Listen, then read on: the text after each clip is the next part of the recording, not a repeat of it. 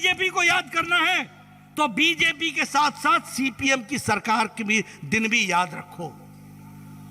वो याद रखो, सीपीएम की सरकार मतलब बलात्कार, सीपीएम की सरकार मतलब बंद, सीपीएम की सरकार मतलब हड़ताल, सीपीएम की सरकार मतलब नारेबाजी, सीपीएम की सरकार यानी एम्प्लॉय के द्वारा एम्प्लॉय से लेवी लेना, सीपीएम की सरकार मतलब महीना चंदा इकट्ठा करना, सीपीएम की सरकार इसका मतलब राजनीतिक दृष्टि से लोगों को समाप्त करना, सीपीएम की सरकार इसका मतलब घर में घुसकर अपने विरोधियों की जीवन लीला समाप्त करना। यह होता था सीपीएम की सरकार। और बीजेपी की सरकार मतलब हाईवे, बीजेपी की सरकार मतलब इंटरनेट, बीजेपी की सरकार मतलब रेलवेज, बीजेपी की सरकार मतलब एयरवेज, बीजेपी की सरकार यानी हॉस्पिटल, बीजेपी की सरकार मतलब भ्रष्टाचार मुक्त और विकास युक्त सरकार। यह हमको समझना होगा। मित्रों,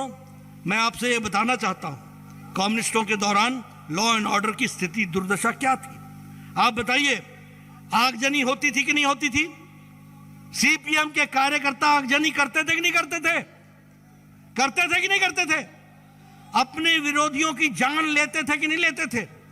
मैं खुशी के साथ और दावे के साथ यह कह सकता हूं, जब से विप्लव देव और बाद में मानिक शाह की सरकार आई है, एक भी पॉलिटिकल मर्डर त्रिपुरा की धरती पर नहीं हुआ है। यह मैं कह सकता हूं, एक भी पॉलिटिकल मर्डर।